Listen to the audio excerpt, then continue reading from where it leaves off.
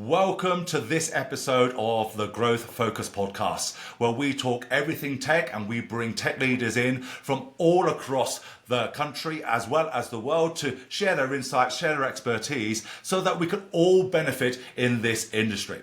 This episode, I'm very excited to have our guest, Spencer Dusebout, the co-founder and CEO of Aidium. And he's going to be sharing some brilliant little nuggets, some insights, not just in where we are in tech, but also how he's built his business. He's a serial entrepreneur, started at a very, very young age. And, I'd rather let him tell you his story and we'll go from there. So Spencer, welcome. Please, why don't you introduce yourself and tell us a little bit about your story from where you started to where you are today. Yeah, absolutely. Well, thanks for having me. Great to be here. It's a little bit about me. Yes, I am a serial entrepreneur.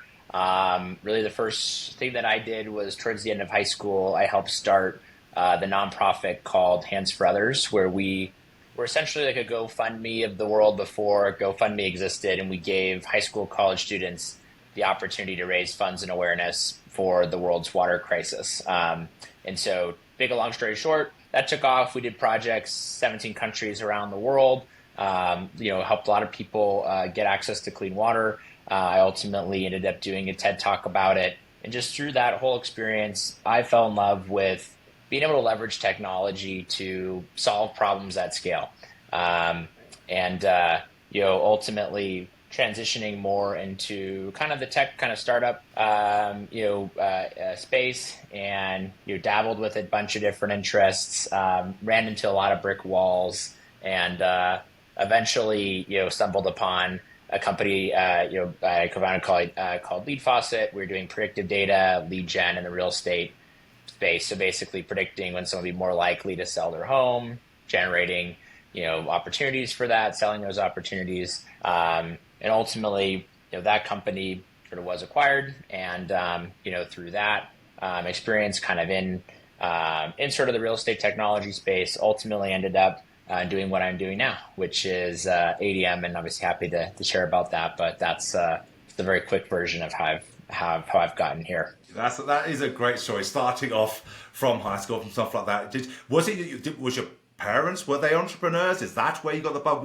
What was your bug, do you think, that really got you interested in entrepreneurship from the beginning? Yeah, I think my father definitely thought kind of outside the box on things. So it was very much of like, if this is my goal, what's the best way to get there? I think he was a really, kind of a unique thinker in that perspective. Not necessarily an entrepreneur, but, would always kind of force me to try to think through things a little bit differently.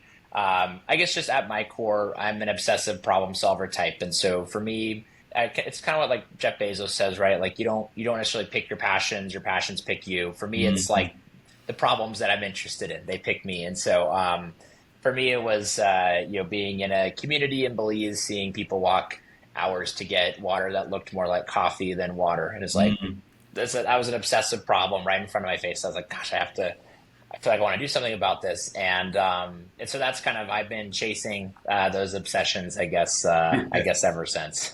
So. Yeah, absolutely. Yeah, I could say. So obviously, from what I know of you, you are a great problem solver. Your businesses are born out of solving other people's problems and that. And I suppose that's a lovely segue into Aidium. Adium is obviously a company which solves a great problem out there. Why don't you tell us, for those people out there who don't know, have not heard of your company, why don't you tell us a little bit about your company, what is it does, and what's the problem that it solves? Sure, absolutely. So kind of the story is, and when I got hooked on this was, I was still working with Lead Faucet. Before that, we exited from there.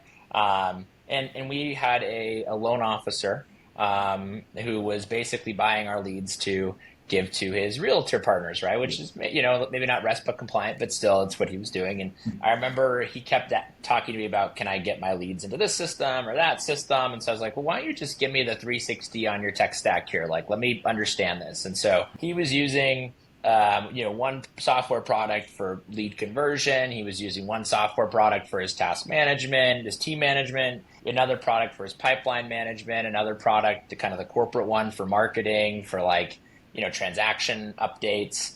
And then he was using another product to like mass text blast people. I'm not making it up. Like he was using these 6 things. he had kind of tried to like use like a Zapier to jerry rig a few of these things together. And I'm just like, well, okay. I mean, first off, it was basically to create the end-to-end workflow. So, a realtor sends him a lead to get qualified for a loan.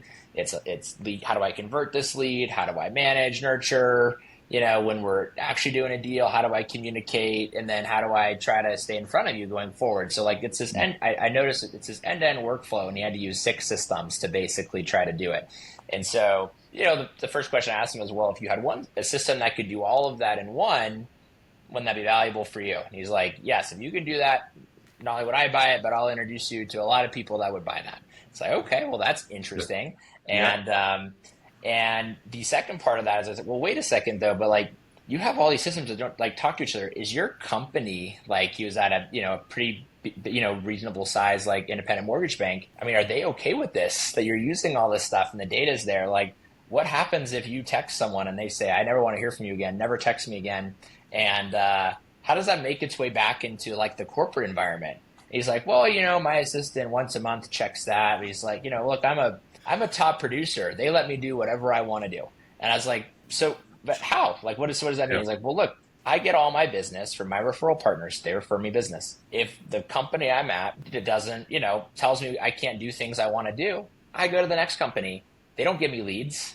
I take my book of business with me. I'm good. So he's like, so they let me do what I want to do to keep me here. And so that was sort of the second problem, which was, okay, there's a clear disconnect between the needs of the enterprise and the needs of the producer, the end user, right? And so I think those are the two challenges that I saw is, one is how do we create, one system that can kind of, automate that end-to-end workflow. And then from there, that's really meeting the needs of the producers. How can we kind of help marry that to the needs of the enterprise or to the bank, which care a lot about things like branding and marketing and compliance. And so it was almost like these two parties were at odds with each other, and but they're on the same team. And so it's how can we create one solution that we're able to make both parties happy? And so that's sort of been the thesis of Adium, and we started more with the first problem and got that decent, and then we've been working on the second problem ever since. Yeah, and as the world changes and as tech changes so quickly, more and more problems occur. So I suppose, when you're stuck in running your business, like the first problem's there, it's almost like adding on. This is my problem. I'm an entrepreneur. I'll go and get that piece of software. Then I'll have that piece of software. Now what else do I need? I need this bit. And before you know it, like he has this daisy chain of just different systems, all probably running somewhat together, but mostly independent. So by bringing that all into one, obviously it makes them far more efficient from that. That being said, with technology changing so quickly, and we will touch on AI a little bit later on because that's on the lips of everybody, good, bad, and indifferent. With regards to the way businesses are run from what you see, this daisy chain attitude of new software coming and new apps coming all the time, what do you think is probably one of the biggest challenges businesses are having out there, entrepreneurs are having? Number one, knowing about what's apps and software to use, but then making sure it integrates, because everyone says, oh, this is integratable with such and such, and this we can all do this, like the Zapiers of the world. What challenges do you think entrepreneurs are going to be facing in the next 3 to 5 years with everything going on? I think there's two sides to, especially software and tech businesses. I think there is when you think about it, there's how do you get people onto the system, and then how do you get them to stay, right? And those are, you kind of use the analogy I think of as it's the castle. How do I get people into the castle, the beautiful shiny castle on the hill? And then how do I build the moat so that way if you're trying to leave, it's like, well, actually there's 30 crocodiles in that moat and I'm fine. I don't like it in here, but I'm going to stay, right? And we all know people like that. It's like, I hate this system. I can't get rid of this system, right? Or maybe it's the best system ever for them, but it's just like they haven't done anything to differentiate themselves or to kind of put them in a position where someone looks at that and says, oh, I'm interested in that. And so I think what you're going to see is I think the pace of change is increasing. AI is obviously adding to that too. And so I think you're going to see more and more shiny castles on the hill, happen quickly. and look shinier and shinier, right? I think people are going to create faster, and be able to kind of do more. And so I think, the way I think about it is like, how can you build something that's very, very sticky? So you have a very unique value proposition, but once people get into it and they're using it, what's keeping them there, right? And so I think that is I think that's going to be what separates, a successful software company over the next 3 to 5 years versus one that isn't. I do think people are going to have the opportunity to get in front of people, to build something kind of cool, interesting, unique, in a pretty quick time, to have some sort of product velocity. I think that the key is going to be, once I get someone here, how do I make sure that they're entrenched and end up sticking with me and not just going to the next shiny object that's going to appear. So I think if people get that right in the next 3 years, I think they're going to be very, very successful. Yeah, absolutely. And I want to go, there's a couple of little nuggets there which I want to come back to in a minute, but you're absolutely right. There's the shiny object syndrome, with a lot of marketing going out there, and whether it's good, bad, or indifferent, marketing does tend to make that difference. And people in this world of instant gratification think, here's my problem, maybe that will solve it. And, it may or it may not, but they seem to get in. And as you say, if they're not entrenched, then they're coming and they're going. They try it, they do the trials or whatever the case may be, and they're trying to say, that seems to work. It does seem a lot more hassle for me to change over. Let's not do this. Let's go to the next the shiny thing. So it is very much the case of how do you make it easy to use? How do you get them in so that they have a pleasurable experience from the very beginning, and then getting them to stay. So that being said, you've had tremendous growth, you've tremendous success making that happen. What are your differentiators, Spencer, that you can share with people and say, look, if you don't do these things, this is what we did. If you don't do these things, you're going to see this churn. There's positive churn and a negative churn, but unfortunately in tech, it's mostly negative churn. We want positive churn so we can understand what's going on, but we want them to stay as well. What have you been doing that you can share with us that makes it work? No, totally great question. So I think for us is sort of that end-to-end solution, and the product has grown and evolved. For us, it's been the making it easy to configure and customize, right? And sort of understanding like if someone wants to leave, what would that look like for them? Of course, like Salesforce is a very famous example of this. Somebody might not like the platform, but they're so entrenched into the ecosystem, it becomes so challenging, right? Or a data warehouse platform is very good at that too. You're so entrenched, it's hard to leave because you put so much into it. So for us, I think what we figured out is and I think we kind of stumbled into it a little bit by luck, but I think it's been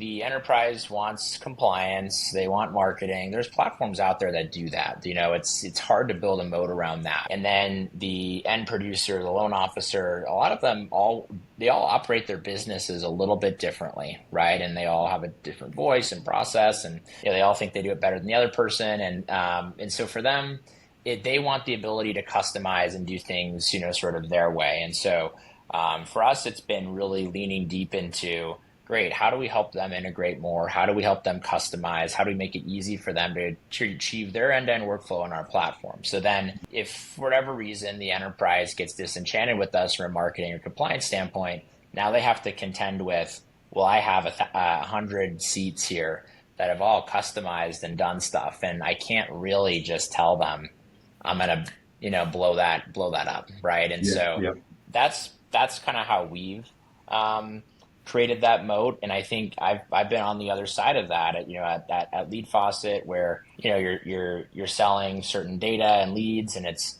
people have a good month or two. And I remember it very well. There's a customer we had in Kansas City. I remember the name. I won't say the name, but he in the first month, I think he spent like $500 with us and made $15,000 in commission. And I'm just like, not kidding you. So he paid for 2.5 years of our leads in first month.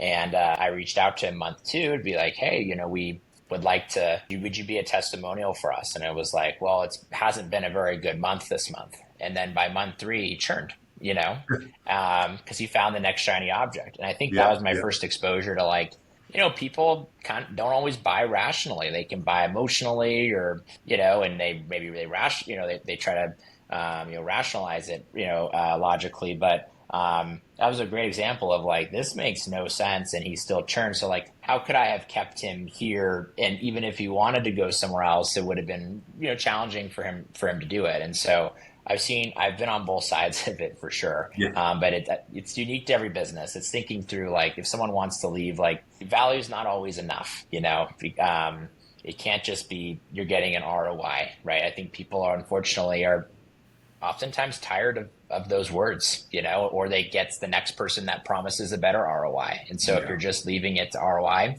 I think you gotta dig a little bit deeper than that is sort of what I've observed. Absolutely, Spencer. I think you hit the nail on the head there. You can't just rely on ROI, and it's as if you are doing a good ROI as well. So there's got to be different things. There's got to be different sticky points to it, which keeps people from looking at. But number one, you never stop them looking at the next shiny object. They're being bombarded every day with marketing messages that we can do this bigger, better, faster, easier. So, what type of things would you say that that you've been using to get that sticky pads on those and making sure that they stay? Creating great customer loyalty. Yeah, so there's push and pull factors in markets, and so a pull factor is, how am I positioning myself where my value proposition is compelling, and I'm kind of pulling them in. And then there's push factors where they're maybe really disenchanted with where they're at or what they're using or their experience with something, and it's pushing them away from their existing platform. And so every industry is different, right? In some industries, it's like it's really competitive. There's good platforms, and so it's really nailing that pull factor of how do I stand out, right? How do I draw you in? Others, it's maybe more convoluted. There's a lot of push factors where it's whether it be market conditions, the software they're using, it's pushing people to look, right? And AI, of course, I know we'll talk more about this later, but like is a good example. Some industries are really, really, really worried, or like feel that there's a huge FOMO. I got it. Like that's a push factor. It is pushing people to look for that, right? And if you're a marketing director in certain industries, it's your job to go out there and find that AI tool and get it on your company's roadmap, right? And so that would be an example of a push factor. And so I think it's just understanding your market and kind of what the factors are at play. Obviously, there has to be a bit of a pull factor to kind of pull anybody in. And I think this is something that is really hard to get right, and you have to tinker with quite a bit. And I think as entrepreneurs, the ones that last, we tend to be more optimistic, where it's like you think you've nailed something. It's like, it's like, oh, I'm almost at the summit, or I'm almost at the end, at the end of that hike. And it's like, no, you're not. Like you're 25% of the way there. But you feel like you are. I think that's my experience as an entrepreneur, at least. And so I think the best thing is when you have those conversations with people, is it's almost to be not only discovery mode about their business, but it's discovery mode of like, is this resonating? And, is this something that you would buy tomorrow? Like, as far as this value proposition, is this something where like, I needed this yesterday? Or is it something like, hey, this is interesting, I like it, but I'll get back to you, right? And so I think it's not only just the pull factor of what catches people's attention, it's how do you attach urgency to that? And that's really hard to do, and it takes a lot of conversations to do it. But the people that can answer that question create really fast-growing companies, because not only are you getting people's attention, but then there's a compelling reason to buy, and there's a compelling reason to buy like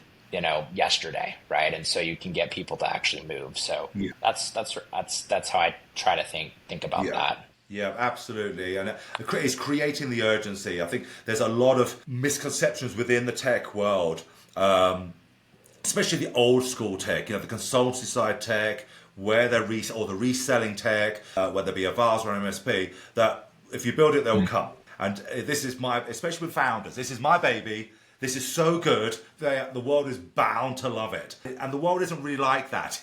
You've got to, you can't be the world's best kept secret. You've got to get out there and get it into people's hands, and then get them making that commitment. And urgency is one of the very best things to make that actually happen. If we all know, if we say we're going to get around to doing it, we never really do. If we say we're going to turn up to your dinner party, we'll try and make it. we never really do, is creating that urgency that people make those decisions, and that's what we want as entrepreneurs. We want people making decisions. Yes, no, because maybes do us no good, Yes. Now, I want to move on to entrepreneurship.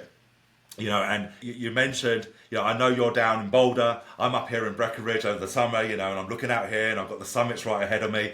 And, for those who don't know, there's these things here in Colorado called 14ers, and they're 14,000 feet to high, and there's people go out there and we hike them and we climb them, and it's a great achievement. But one of those things about every summit hiker will know is the full summits. No matter how hard you try, and you just think you got there to this summit, you turn around the corner and there's another summit. And as you say, Spencer, that is very similar to entrepreneurship. People seem to think, we start a business, it's hard work, it's hard grind, we've got to push the ball up the hill, and then we hit success. But it's not like that at all. In entrepreneurship, there are constant changes and challenges that we have to do. We have to zig when everyone is zagging. What we think is a straight line is now a squiggly little line. There's accidents. We have to take diversions and things like that. So that being said, and I know, Spencer, you're nodding your head because that's exactly what we have to go through on a day-to-day basis. What are the most common challenges you've had as an entrepreneur in the most recent years that you've really had to put focus on to change, and how have you overcome those? Yeah, I think it's not always, it doesn't always go the way that you want it to. And just both in business, you think that you're onto something. In our particular case, our industry got massively disrupted in late part of 22, 23. Interest rates historically raised quickly, bunch of people went out of business in our space. So, it's like we were on a really just insane growth trajectory.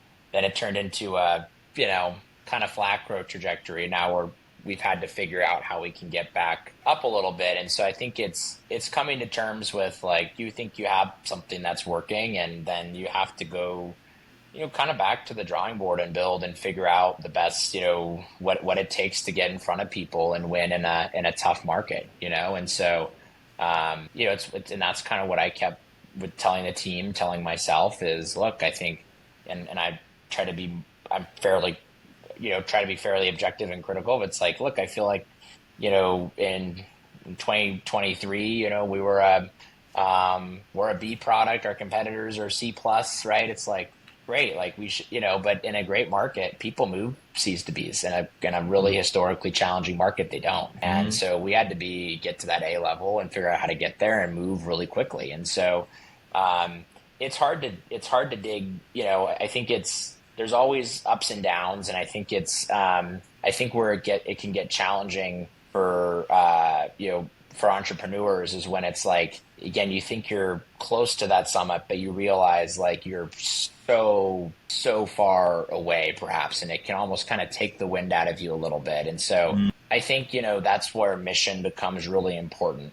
And I'm someone that's more of an engineering minded person. Like, throughout most of my life, I haven't had a problem getting up in the morning and just working and doing my stuff, right? And so, but I think there's been periods over the past couple of years and some just kind of difficult kind of personal stuff where it was like, there's some mornings where it's like where is that? I'm not feeling that right now, And so I think for me, it's really getting behind, the mission of what we're doing and, building that bridge and a great experience for our customers. And, it's kind of finding that passion, if you will. And so it sounds cliche, and I'm someone that people would talk a lot about mission, and I might have been someone where it's like, I'm not as worried, I'm not concerned, but you hit a really tough time, personally and professionally, or the business hits a tough time.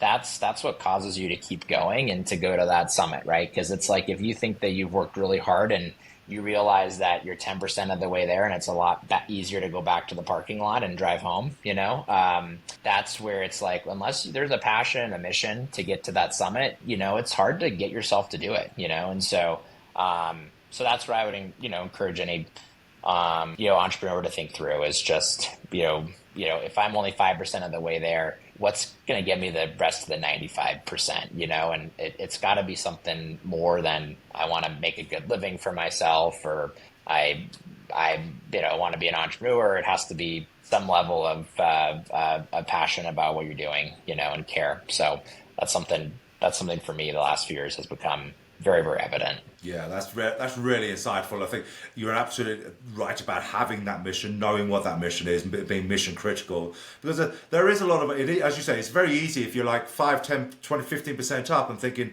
and that's fine. If you get to that point and go, this is not for me, then that's absolutely fine. Turn back around, do yourself a favor, turn back around, go back to the car park, go home, go and get the job, go and do what you want to do, which is absolutely fine. But the other side of the coin is if you do want to get going, and we'll talk about mission in a minute, it's also about saying just because that is the path that you think you have to take, it doesn't necessarily mean that is the only path you take. You can find another way to do it. You don't have to do exactly what it is. And it's okay to change direction. It's okay to want to change and go do a different summit. It doesn't have to be that Yep. one. But having that mission first, like you said, it's got to be more than I want more than what I'm earning. I want to be my own boss. I want to be on it. It's got to be more than that. So with that, that's a nice little movement into mission. And I'm a great believer when I was building the company and building the team that teamwork is essential. We can't get there as entrepreneurs and as founders. We do believe it is our baby, and that it's harder to let go. And we've got to learn how to do that as leaders. We've got to learn how to do that. And that only way to do that is have a good team. Which brings us to the next point of team building. And team, getting the right members of your team is not easy.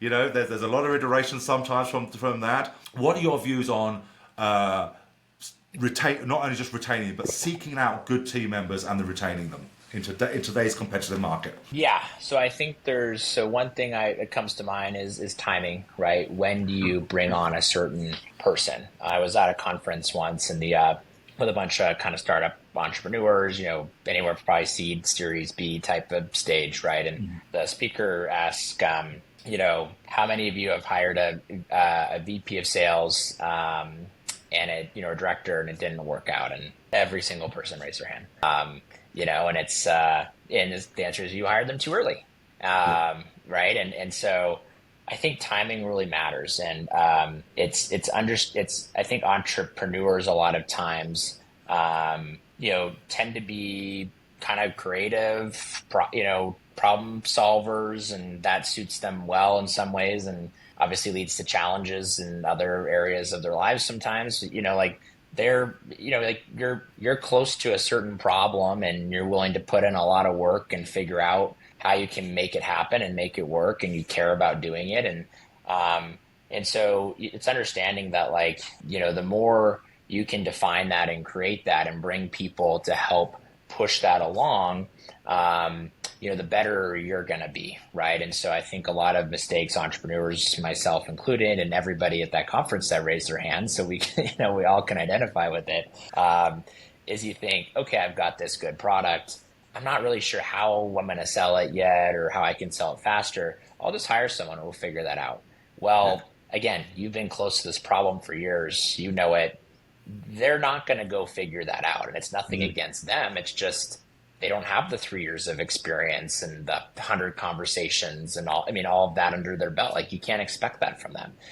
That being said, if you hand them the blueprint, hey, look, here's our 10 customers. They all bought kind of for the same reason. This is what I'm thinking. There's 100 people like them. Let's go try and sell this product to them, and make it repeatable.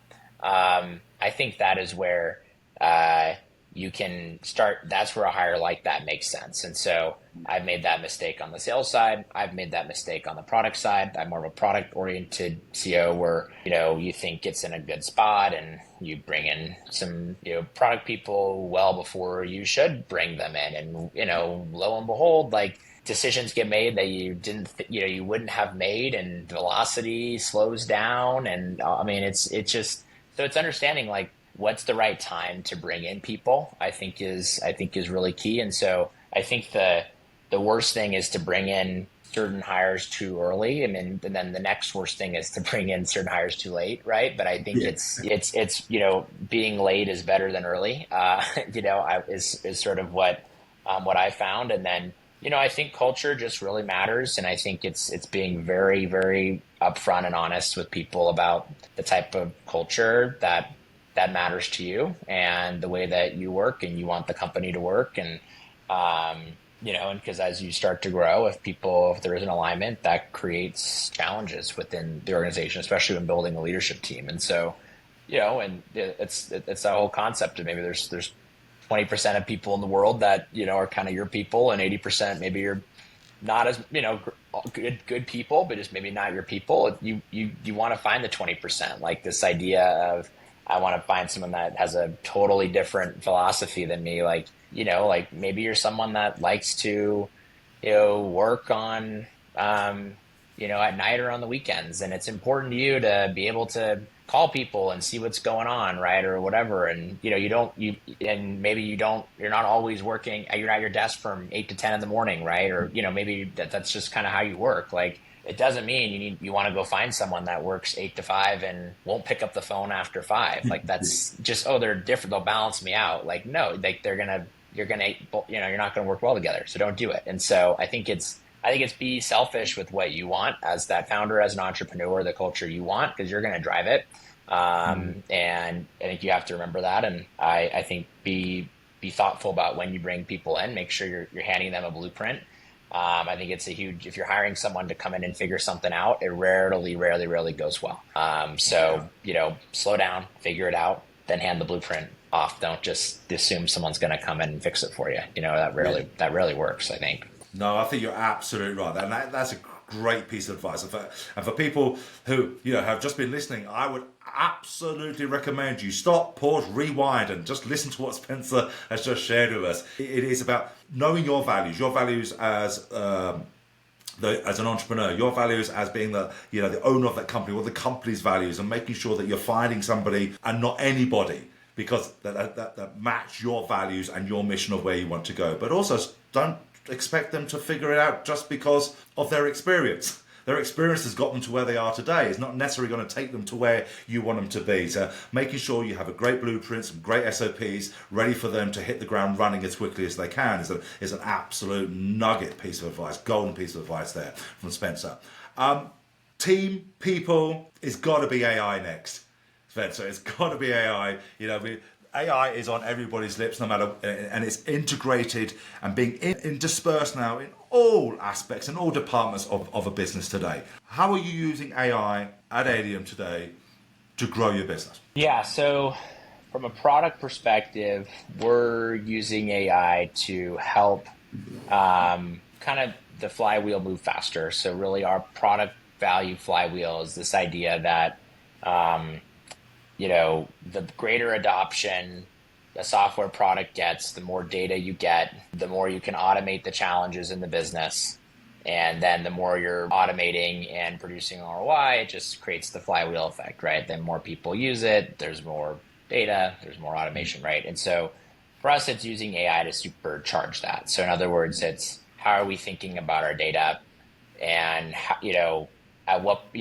and how are we improving the automation to certain segments of that data? So the way we think about it is not every person in your database is created equal. Not every lead is created equal. There's some that we want to supercharge, and there's some that we want to kind of just let it be, right? And so for us, it's been a round of kind of developing models that are, it's different than lead scoring. It's pulling from like 5,000 different consumer data points, but the idea is to kind of show like, this is someone that we need to really supercharge the engagement with because they're looking to transact, or things are changing in their life in a way that they're much more likely that they're going to transact, versus, hey, this person is really not. And so it's, where do you basically spend your time, And so, so I think for us, it's from a product perspective, it's sort of supercharging, helping our end users understand where should I spend my time today. And then on kind of that more defensive behind the scenes, the workflows, automations, how are we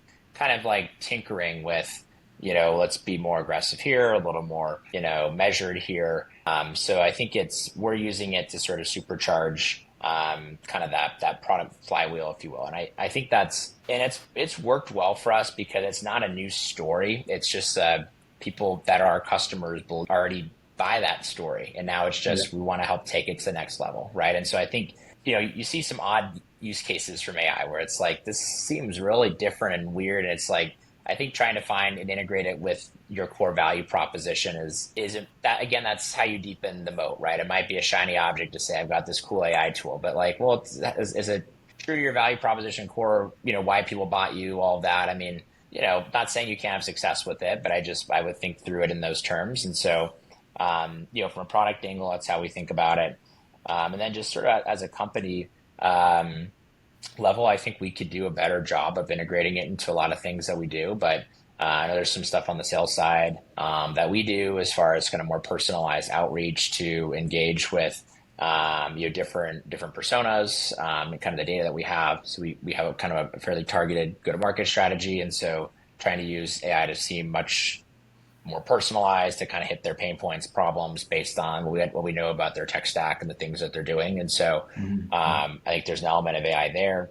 And then, obviously on the R&D side, I mean, some of these, tools just from like a development standpoint are pretty phenomenal. And so, just leveraging, different kind of co-piloting tools, on the kind of AI side, there's a cool tool we're using, from like an automated testing, writing scripts, testing things in the app, component. And so, I think there's, we should, we need to, it's on our roadmap to integrate more into customer support as well. There's obviously a lot of great stuff there. I mean, honestly, I'm curious, Gary, for you, like it's hard for me to keep up with everything. I mean, like it's just, I feel like it's like, you feel like you're making progress and then 10 more things come out that can really help your business. And so I guess I'm feeling that way. I'm sure everyone else is to an extent, but that's, we're doing stuff, but you just feel like you can do so much more, You always feel like you're behind the curve on this one, Ev, because Yeah.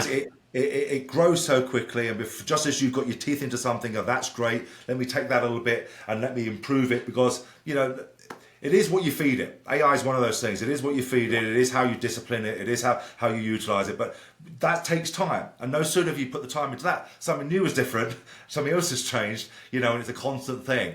So I was going to ask, about how do we say AI in the future? But what I really want to boil down to is where we are today is you've got things dialed in. Adium's doing really, really well. It's a great service out there. What is the future? What's the North Star for Spencer and for Aidium in the next sort of 24 months or so? What does success look like to you? Where are you aiming? Yeah, I mean, our North Star as a company is truly around adoption. I know it's a nebulous term, but everything we do is to think about the personas that we serve. How do we get them to engage with our platform and get value from it, essentially? And so, and there's a number of ways that we measure that. I think for us, it is AI. AI can do a lot of things to help us do more on that front. And so, I think for us, it's really almost, so like for me, one thing that bugs me is this concept of a dashboard, right? It's like every app has a dashboard. Who uses maybe I'm just strange, but a lot of people I know, it's like, it's a bunch of data, graphs, whatever. Maybe you can customize it, but it's like, I mean, should that be the first place that you're going? Is that providing you the insights that you need? Like, not really. And so I think for us I kind of like this concept of call it almost like an inbox of, I'm here and what are the things I need to do, pay attention to today, right? So it's starting to get to know me, my business a bit, how I operate, the things that I need to be thinking about, or just the things that, oh shoot, you missed this, you got to pay attention to this, here's your offensive opportunities. Trying to surface those things a little bit to kind of clear the clutter, if you will, I think is sort of where we see ourselves going a bit. And then again, kind of thinking about that data to just be more proactive. Again, we've gone heavy on data to show our customers where maybe challenges are in their business, but really surfacing those things quicker, more often, earlier. Hey, you're a little bit off compared to industry norms, or you as a producer are, off compared to the enterprise norms. Here's quick acting things you can do to fix that. Basically click yes and we'll go do it for you. I think those types of things be, a little bit earlier, a little more often surfacing that, I think is, I think is huge. And so, I think that's how we're thinking about AI over the next 24 months. And, I think we believe the more that we can surface that data, and in a way that's useful to our customers, the more that ultimately they're going to adopt. And adoption doesn't always mean log in. It mean creating more and more workflows, right? And or integrating more platforms, right? And so for us, it means a number of different things. But like we want to, I think it's us seeing where there's gaps in the business and providing easy, simple ways for people to just click yes and start to fix those things. So we could be wrong on that, but I think that's sort of where we see things going. I'm sure if we chat a year from now, it's like I'm going to tell you that it was 50% right, and Yeah, here's what we're doing right differently. So that's how we're thinking about it today. Brilliant. As I said, yeah, things change so quickly, and we can only make visions about what we know today and what we potentially might come in the future. But because it moves so quickly, as you say, in a year's time, who knows? It might way beyond it, or not there at all yet. So, and I can't believe how quickly time has flown, Spencer. Thank you very much for the time that you spent with us. So, listen, I've got the last question for you. It is a bit of a loaded question, and I like to ask all my guests this loaded question. If it's a different one every time, so it's not always the same. But for you, I think I've got a great question for you, and it's this: having been a serial entrepreneur, started very young, you come in and out. You're obviously an avid problem solver from that. If you were to look back at your younger self before you started your business, what would that one piece of advice that you would give yourself, knowing what you know now? I think probably just enjoy the ride a bit more. It's easy to get so focused on kind of getting to that next stage, the next summit.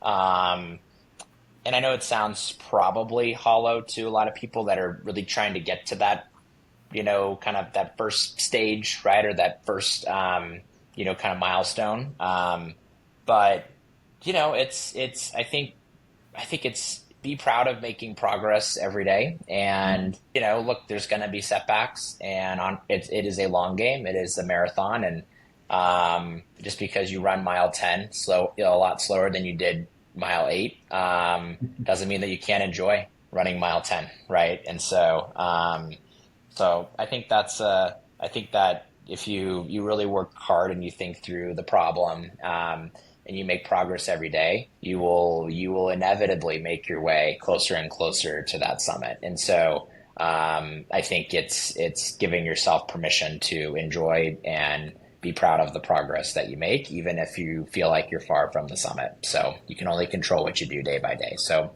that's what I've struggled with. And if I go back in time, I think that would have helped me out quite a bit, for sure. I think that is a wonderful piece of advice. Be grateful for what you got today. Then you've pushed the needle. Be grateful for what you managed to push. It might only be a little bit today, but you'll push more tomorrow. And just to be grateful and enjoy. And I think it's a fantastic piece of advice to end on. So Spencer, thank you very much for your time. If people want to get hold of you, what are the best places for people to get hold of you? Yeah, so I'm not huge on social media, but I do LinkedIn. And so, connect with me on LinkedIn and just kind of tag the podcast, and happy to connect and start up a conversation there and kind of stay in each other's network and see what we're all doing. So that's the best place for me, for sure. I'll make sure I'll put your LinkedIn details in the footnotes as well, in the show notes for that. So thank you very much, Spencer, for your time. It's been a fantastic insight session. You've shared some brilliant expertise and brilliant insights from that. And again, thank you for your time. It's been absolutely brilliant. And thank you for being with us on this episode with Spencer. And if you have taken as or one piece of nugget, one piece of great advice from Spencer today, then please make sure you do one of 4 or all 4, which is make sure you comment, make sure you like, make sure you subscribe, but more importantly, make sure you share and make sure that you help other people within our great industry all rise together. So thank you to you for joining us. Thank you again, Spencer, for your time. And until the next episode, I wish you goodbye, be healthy, be good, and I will see you all soon.